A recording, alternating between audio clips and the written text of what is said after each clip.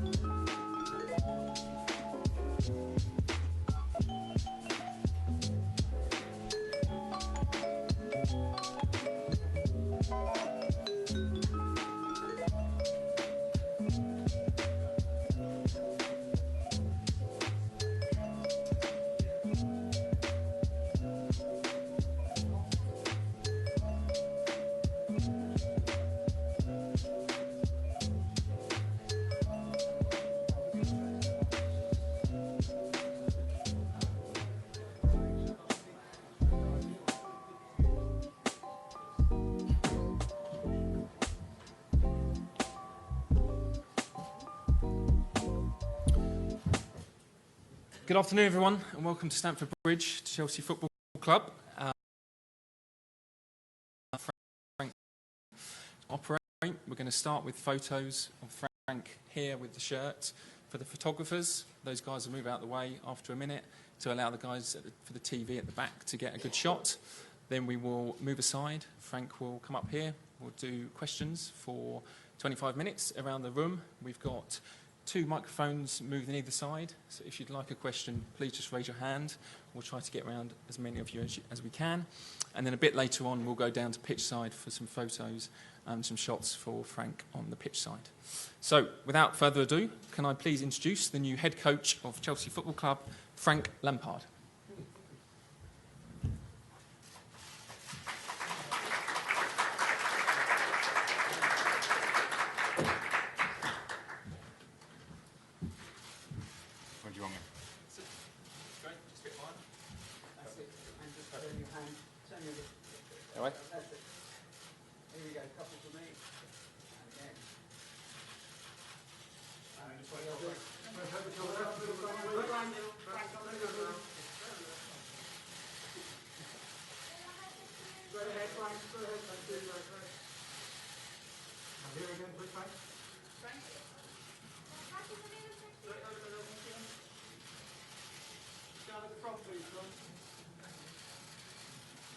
Just one more for me, please. Okay, last few. Thanks, guys. For the TV now, please. Just let down, please, photographers. Thank you. Stay there, Frank.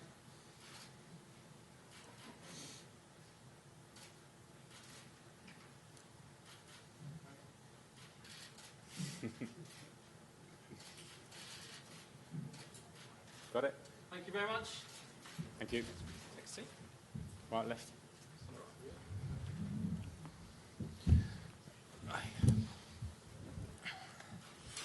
Okay, who'd like to start things off? Moose. He's everywhere. Welcome to Chelsea. In terms of seconds and minutes, how long did it take you to take this job? Well, not seconds and minutes, because I think it's important when to address the fact that I was fortunate enough to have a really good opportunity last year at Derby. I'm very thankful to the opportunity, Mel Morris first and foremost, but for the whole club, for the fans, for the players, the staff, everybody there that welcomed me. So it wasn't an easy decision on that behalf, because we had a really good year, and I enjoyed it. So the reason I suppose the decision was not minutes and seconds, but pretty quick, was because it was this club. This is the one club that made a decision, again, not easy, but a decision that is a club that I played for 13 years, a club that I don't probably have to sit here all afternoon and tell you how much I feel about it, but I do. So the possibility, the opportunity to manage, having played here, having felt the club, to manage this place, this club, these fans, these players, was huge. It was huge. I know you're really excited, but is there also a little bit of apprehension? I think apprehension is the wrong word. I'm very aware of what a job of this size means in football. Having played here, I felt the pressure was high, because of expectations, because of pressure I put on myself. Having been a manager for 1 year at Derby, I realised that on this side of the fence, the pressure is much more at whatever club you're at. And of course, when you come to a club like Chelsea, who have expectations, who have standards, who are competitive year in, year out, I understand that. So I can't hide away from that. So I wouldn't say apprehensive. I'm a realist. I understand what's wanted from me from within the club, and I'll try and deliver. And finally, I was here last October when you brought Derby here in the League Cup. I saw what you did to this stadium in terms of the electricity and the vibes you gave this stadium. I mean, you must be obviously looking forward to Man United away in the Super Cup, but the game here against Leicester, your first home game of the season, and the reception you're going to get. Yeah, I am, and when I came back with Derby, it was surreal to have a moment as an opposition manager, but to have the support I had from the fans, it was incredible and it was emotional, and I really, really appreciated it. and now I'm here. Of course. I mean, I don't want to dwell on emotions too much. Any manager, any player has a tingle, has a feeling when fans sing or when they appreciate you. So yeah, of course, and I am looking forward to Leicester. There's going to be a lot of time in that. We've got a lot of work to do to prepare, but excuse me, when that comes round, then it'll be a special moment. But more than anything, we want to win that game. On the far right over there. Hi, Frank. Emma Murphy from ITV News. Sorry, yeah, gotcha. Do you believe you've got the experience that's needed to carry out this role? I presume that question will come quite early, and I would say that I thought about it a lot because I know that it's an obvious question, and I understand it because in 1 year in professional management and you get the Chelsea job, that doesn't come around very often.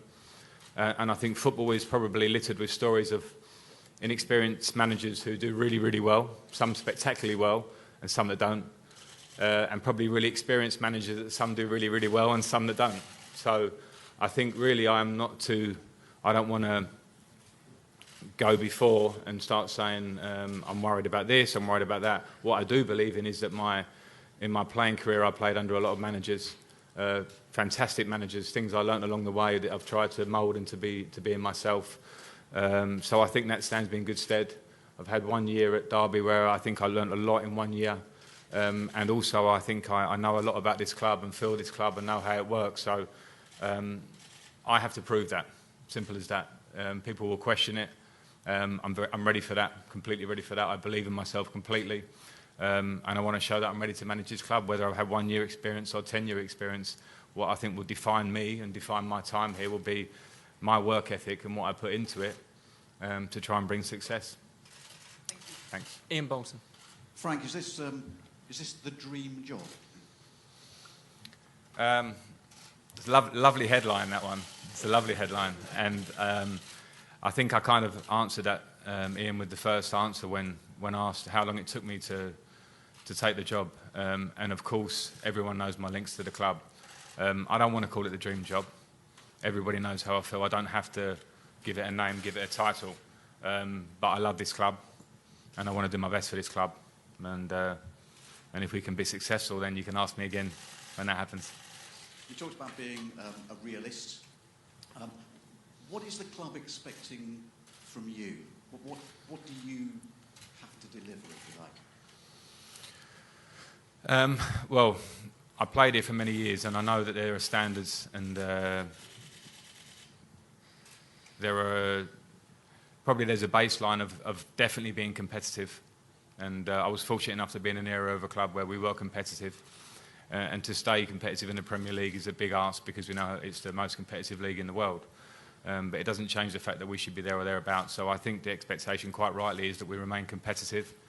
Of course, there are variables at the moment. We know about the transfer ban. We know about the situation. We know that Manchester City and Liverpool pulled away slightly last year. I think we all have to be realistic about that. But we should never stop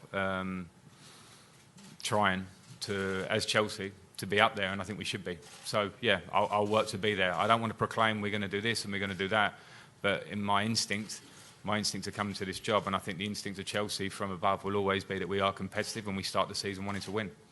How disappointed are you that Eden Hazard has now gone, and how important is it for this club moving forwards that you keep players like Ruben Loftus-Cheek and Callum Hudson-Odoi? Yeah, I think the Eden Hazard one, you know, from the outside, I wasn't here at the time, but it seemed like something that was really important to Eden personally, and I think the club respected that. The fans respected that. He left on a very good note, and I think I certainly, as a Chelsea fan and played with him and watching him from afar, felt that he gave this club and such pleasure and such great times individually in his input that we are thankful that he was here. It's not one to dwell on now. He's gone. We wish him well in his career. He's a great person as well as a great player, and wish him well. And now what's important is what we do, is how we take the club forward. So you lose one great player, of course, but then how do you get around that? You work on the team, and you look around at what you have. And what we do have is already a very strong squad, and we've got young players in a really good age that have not just potential, some of them already showed it in the first team, but have the talent I won't say fill Eden Hazard's boots, that's not the question here, he's very unique, but we have players that in their own way can really be huge players for this club. Some that already are huge players and some that can get even better, and part of my job now will be to try and get that out of them and to develop the great young players that we have here. Carrie. Frank, welcome. The fans are delighted that you've been appointed. They're also realistic that you're under a transfer ban. They also really want to see youth come through, but this is a club that expects to win titles. What have you asked in terms of assurances of your role and what you would like to do in terms of progress to make sure that this club can bring through youth and go on to win titles? Have you asked for patience and understanding and time to develop that? No, I haven't. We keep the word realist, and realism keeps coming up, and I am a realist, and the last thing I want to do is ask for any favours going into something. It's not the way I work anyway. We seem very focused on Chelsea and the history and managers and change in the Premier League, in the world all over. There is this, as a manager, you understand very quickly that you want to try and be successful. Now, you can judge success on different levels. All I can do is not get too far ahead of myself and work hard with what I have. And I mentioned on one hand trying to develop young players. I think that's really important, and that's something that's going to be one of my first jobs to do, and I'll carry on doing it throughout my time.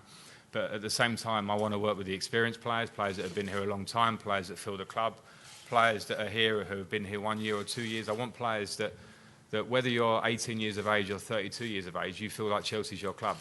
You feel like you're not just passing through Chelsea with a means to something else. I want people that are here that feel like Chelsea is where they want to be. I played alongside fantastic players, and I'm not just talking about John Terry, who was Mr. Chelsea. I'm talking about Didier Drogba, Peter Cech, people who came from somewhere and felt the club. So my idea is not to think about just the 18-year-old or the 32-year-old. My idea is to work with the best players, the squad, to try and get the most out of them, and to be as competitive as it can be. What's success for you in the first season? It's a really difficult question. It's a really difficult question. I mean, Chelsea, as I say, we have to start with an intention to win. And if I sat here and said that, then I don't think I should be. Didn't say that. I don't think I should be here, because that's how it has to be. We want to be playing Champions League football year in, year out. Yes, for sure. And that's something that should drive us all on, myself and the players included.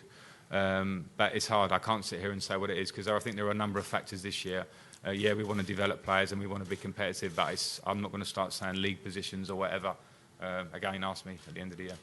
Last one, Carrie, please. Squad deep enough to qualify for the Champions League, for the top four, do you think? Yes, we do. Yeah, we do, for sure. There's a lot of competition at the top of the league, but we can lose sight. We talk about losing Eden Hazard, one of the greatest players in the world. Yes, we can understand that. But at the same time, we also have a very strong squad of players, and I don't want to talk down this squad, because there's huge talent there. Huge talent. A team that managed to come third last year in the Premier League, managed to win the Europa League. We haven't been decimated, we haven't lost players from everywhere. We still have a very strong squad, and I feel like my job now is to try and to push on and be successful. There was a problem with Sarri and his connection with the fans. We've seen your bounce at Derby. We've also seen your backroom staff that have been so important. They're trending as well today, and that's significant on social media. Are we going to get the bounce here? And what are you going to be? Jose Mourinho called himself the special one. What are you? Well, in terms of the bounce, that was something that was very Derby, and I can't say I didn't buy into it, because I was bouncing a lot at different times of the year when we had some good times. But no, I don't know. This is a different story now. Things change and things start again, and I'm not going to ask for anything. And in terms of a name, I'm not going to ask for a name.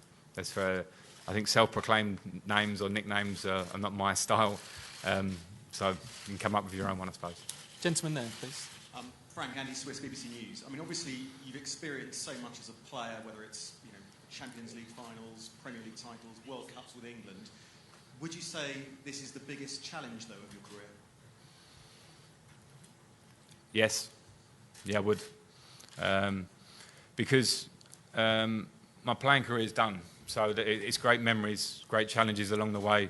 And I always loved the challenge. Coming here 19 years ago was a challenge, because I remember driving home and I had the radio on, and some people were questioning whether I should be here for £11 million. I worked really hard to try and put that right as a player, and now I'm in a position where I'm going to work really hard to be successful as a manager here. And when I started out in management 1 year ago, I felt last year was a huge challenge because you start again. I don't want credit for my playing career. I think it will last 5 minutes. And I understand that it should last 5 minutes because I should be judged on what I do here and what I do going forward. So yeah, the challenge is for me here at a club like Chelsea to show that now going forward. Thank you. Duncan? Frank, Duncan White, Sun Online. You mentioned about the realism, but have the club said to you, it's top four, this is what we need from you? Is that the pressure they put on you to deliver the top four football this season? No, they haven't said that, and I don't think they need to say that because I think it's very clear that we are a club that generally, barring a couple of seasons in recent years and a lot of recent years, have managed to be in top four or winning titles or winning whatever. So I don't think, one of the benefits I say is that I know the club, I know the standards and what is expected, so it wouldn't be a conversation I would need to have. I understand that that's where we should be. Frank, welcome home. The fans call you Super Frank. Are you worried that might get tarnished if things don't go right? I'm not, and I don't want to sound naive because I understand that fans want success. My playing career is gone, so that's now what I want to deliver. But if I wanted to go away for the rest of my life and look back at my career and protect it and say I'm so pleased that I had a good career at Chelsea, I could have done that. I didn't want to do that. I don't see this as a risk. I just see it as something that I am the type of personality that likes challenges. I'm not fearful of the challenge. I'm not fearful of the downside. I'm ready to stand up and accept that side of it. And I want to be successful. So no, I'm here to not be worried about that. And one of the big issues for the fans, at least, was N'Golo Kante's position. Do you have any idea where you'll play? Yeah, I do, thankfully. You put him back in the position he was the year before? I'm not going to sit here and talk about how we're going to look next season because we're starting pre-season tomorrow and the players are coming back. I think, and I've said it before out loud, that Kante is one of the greatest midfield players in the world. In the last few years, his performances are outstanding. One of the pleasures of me getting this job is that I'm able to work with players of that quality. And my job would be to find the best position to get the best out of him in the team. And I'm fortunate to have a player like him to, will work, but I know that with the qualities, the attributes he has, and I'll try and get the most out of him. Alison? Frank? Okay. Sorry, Alison. Sorry. Okay. Welcome Right. home. Thank you. A lot's been made of your backroom staff who will be coming to join you, and also there's lots of rumours doing the rounds about various Chelsea legends that might be returning to the club. Obviously, Petter in the front row has already been announced, but can you tell us a bit more about your backroom staff? Yeah, I can. Jody Morris is coming with me as an assistant head coach. We have a really close relationship from our playing days, a friendship, like-minded in our thinking of how we think about football. He obviously has a great link with the academy here and was very successful, which is obviously a huge strength for his from within the club. But more than that, he's a fantastic coach, and I worked with him for a year, and we have a huge loyalty between each other, which I think is important when you work day to day. Chris Jones, similarly, was at Derby with me and worked many years at Chelsea to great success with different managers.